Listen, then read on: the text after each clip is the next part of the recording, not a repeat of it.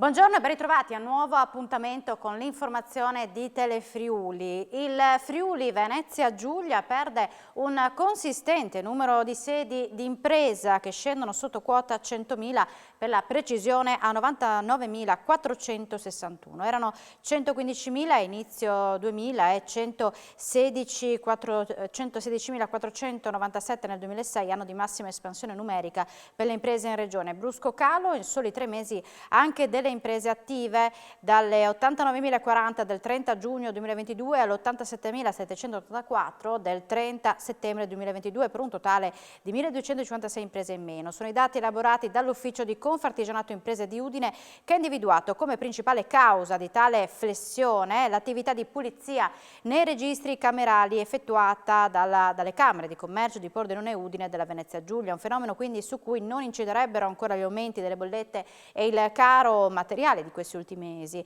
Non si evidenzia per il momento un allarme causato da una crescita delle chiusure di natura congiunturale, spiega infatti il rapporto curato da Nicola Serio, poiché tali effetti determinati dall'attuale aumento esponenziale delle bollette elettriche, se ci saranno eventualmente visibili nei dati statistici dell'ultimo trimestre 2022 e del primo trimestre del 2023.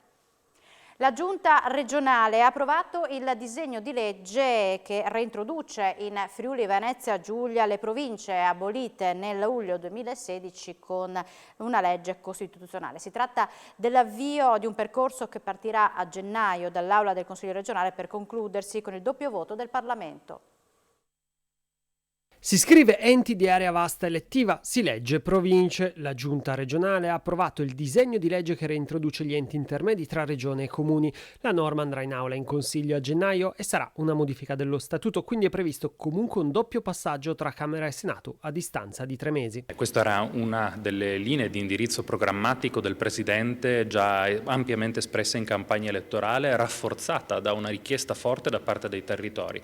La stessa intesa che ci è stata concessa, come dicevo prima, senza nessun voto contrario, soltanto 2 astensioni dal Consiglio delle Autonomie Locali, sta a significare che effettivamente dal territorio si sente la mancanza di un ente intermedio per le politiche d'area vasta che riesca a coordinare il lavoro sul territorio e le funzioni che devono essere esercitate sul territorio ad un livello più basso rispetto a quello della Regione, che è un organo che deve fare altro, che deve fare programmazione, che deve legiferare, ma non può occuparsi della gestione del territorio. L'attuale giunta, che non avrà i tempi tecnici per poi andare a costituire i nuovi enti, in quanto si voterà in primavera, punterà comunque a ricreare le province come erano prima dell'abolizione, partendo dagli attuali EDR. Sui contenuti, spiegano dall'esecutivo, è ancora prematuro, in quanto servirà un passaggio graduale delle funzioni che verranno aggiunte alle attuali e poi del personale. Un obiettivo percorribile è quello di arrivare alla costituzione dei 4 enti intermedi nel 2023, per poi andarli a rendere operativi nel corso del 2024.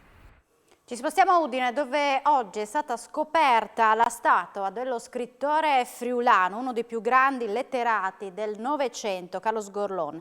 Questa mattina in piazza Marconi l'inaugurazione della statua in bronzo e la presenza della giunta comunale e dei familiari dello scrittore. Il passo che incede verso la biblioteca Ioppi, lo sguardo rivolto verso la piazza come a salutare i suoi concittadini. Rendiamo onore a uno degli scrittori più famosi del Novecento, spesso trascurata dalle amministrazioni, che tanto ha dato il Friuli, rendendolo famoso in tutto il mondo grazie alle sue opere, anche un modo per riqualificare questa piazza diventata pedonale come prosecuzione di via Mercato Vecchio e congiunzione con piazza San Cristoforo, ha detto nel corso dell'inaugurazione il sindaco Pietro Fontanini.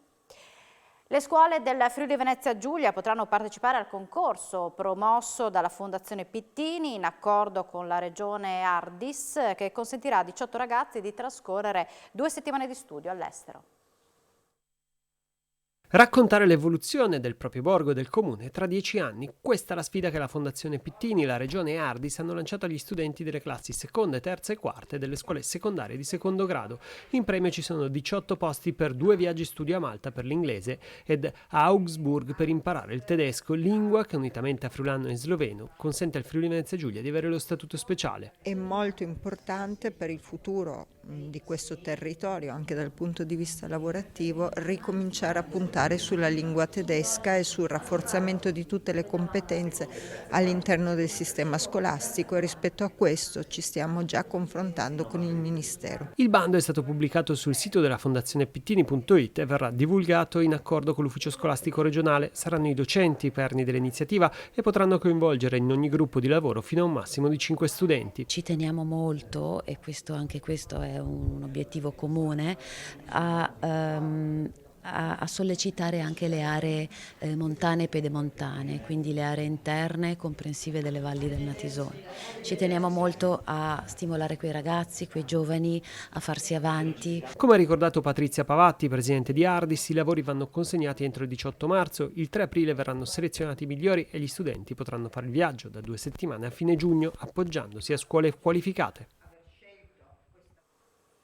Andiamo a Monfalcone, dove in controtendenza il Natale sarà all'insegna sì delle fiabe ma delle luminarie accese, diverse iniziative per coinvolgere le famiglie a vivere le feste e le attività commerciali a lavorare in uno dei periodi più magici dell'anno. Perché controtendenza? Perché le luminarie saranno tutte accese rispetto ad altri comuni. Il sindaco Cizzin dice che le città, anche per combattere la crisi, non si devono spegnere.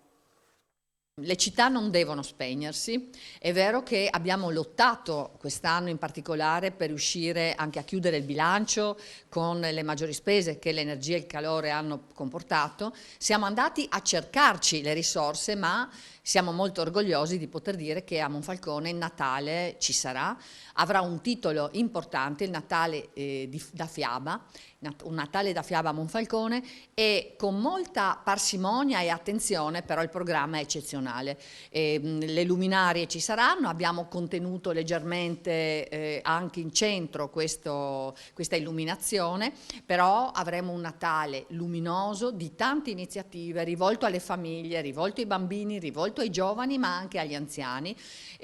Anche quest'anno tra l'altro torna un bel concorso di presepi, avremo i presepi, una mostra di presepi qui all'entrata, la piazza che si sta completando e sta diventando molto bella darà spazio, io mi auguro, alla pista di patinaggio. Tra l'altro la inaugureremo con la presenza di un campione, e oltre a questo un numero di casette mai così elevato per il villaggio di Natale e le giostre. Insomma, io penso che veramente tantissime sono le iniziative e anche i momenti di aggregazione per le attività, anche perché poi c'è da capire che quando tu immagini di spegnere una città o non accendi le luci, intorno c'è un mondo che si spegne. La cronaca: un uomo di 70 anni è stato colto da un arresto cardiocircolatorio mentre si trovava in un'abitazione di una frazione di Castelnovo del Friuli. È successo nel tardo pomeriggio di ieri. A dare l'allarme è stata una persona che si trovava con lui in quel momento e che ha chiamato il numero 1 di emergenza 112. Gli infermieri della Sores hanno inviato sul posto l'equipaggio di un'ambulanza proveniente da Sequals, l'automedica da Pordenone e i 2 mezzi di soccorso stavano raggiungendo l'abitazione a sirene spiegate. L'infermiere nel frattempo ha guidato la persona presente in casa nelle manovre di rianimazione, passo passo, consentendo di mantenere in vita la persona colta da infarto. All'arrivo delle equip mediche l'uomo è stato defibrillato e è stato trasportato in codice rosso all'ospedale Santa Maria degli Angeli di Pordenone. 5 paia di orecchini ellenici in oro provenienti dai musei di Taranto e di Bari compongono l'itinerario di visita del Museo Archeologico di Aquileia. Piccoli capolavori che rappresentano un compendio delle antiche tecniche di lavorazione dell'oro con contaminazioni mesopotamiche del Mediterraneo orientale sono in mostra al Museo Archeologico Nazionale d'Aquileia nell'ambito di Mirabilia, capolavori a confronto. Sono 5 paia d'orecchini in oro provenienti dai musei di Taranto e di Bari. Si tratta di 5 coppie di orecchini ellenistici realizzati tra il secondo e il I secolo a.C. A Taranto, in area magno-greca, che costituiscono un confronto strettissimo con il più antico gioiello della nostra collezione, un orecchino quasi identico, direi, alla coppia di orecchini di Taranto, che giunse ad Aquileia molto probabilmente insieme ai primi coloni. L'evento si inserisce nell'operazione di rilancio di Aquileia che coinvolge diversi enti. Tutti gli enti esistenti, insistenti sul territorio, il museo, il comune, la Basilica, la Fondazione Socoba che gestisce la Basilica. Riteniamo che facendo rete, facendo massa critica, riusciamo a promuovere in maniera sempre più importante questo unicum. Il lavoro di valorizzazione d'Aquileia richiede un grande sforzo. Le grandi sfide del futuro che ci vengono poste giornalmente, il grande lavoro, è una mission, quella di lavorare all'interno di tavoli di condivisione, ma soprattutto tavoli anche di progettualità per una visione del futuro che sia comune. Per 3 giorni Udine sarà la capitale europea del gioco. Arriva alla conclusione il progetto Playful Paradigm. Giochi in piazza, associazioni, mostra e rappresentanze da 5 stati europei a Udine. La capitale del Friuli diventa per 3 giorni capitale europea del gioco con l'atto conclusivo di Playful Paradigm.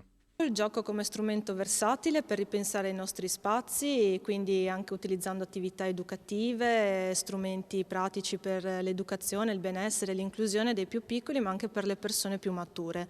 Udine è lead partner per la seconda volta, porta nell'amministrazione comunale di Udine un budget di oltre 180.000 euro e si riconferma capitale europea del gioco. La prossima settimana ci sarà l'evento finale, il meeting finale con i paesi partner del progetto. Avremo Spagna, Portogallo, Slovenia e Lettonia ospitati qui nella nostra bellissima Udine dal 23 al 25 novembre con un benvenuto a partire dalle ore 18 al Conservatorio Tomadini nel cuore di Udine e per concludere con l'evento finale il 25 nel Colle del Castello, luogo simbolo della nostra città, con un evento appunto che dialogherà con i partner e anche i referenti di Urbact, che è il programma europeo che finanzia il progetto, per dialogare sul gioco e continuare quindi questa esperienza. Il comune di Cividale del Friuli si è classificato al primo posto nella graduatoria dai 3 vincitori per la regione Friuli Venezia Giulia del premio per la sostenibilità indetto dal gruppo europeo di cooperazione territoriale Euregio Senza Confini davanti al comune di Dogna e all'Università di Udine. Il premio è un fondo di 20.000 euro e il titolo di ambasciatore della sostenibilità. Il concorso ha promosso i migliori progetti light di recupero del patrimonio culturale con il coinvolgimento attivo delle comunità locali nell'area Euregio composta dalle regioni Friuli Venezia Giulia, Veneto e Carinzia. Grande la soddisfazione del sindaco Daniela Bernardi e della referente dell'assessorato alla cultura Angela Zapulla, che spiegano il comune di Cividale del Friuli ha vinto con il progetto curato da Michele Gortan, Agenda 2030 Art Cividale, avviato nel 2016 e propone alle nuove generazioni la conoscenza dei 17 obiettivi dello sviluppo sostenibile dell'Agenda 2030 dell'ONU. Si è aperta al Palamostre di Udine la stazione 101 di Amici della Musica.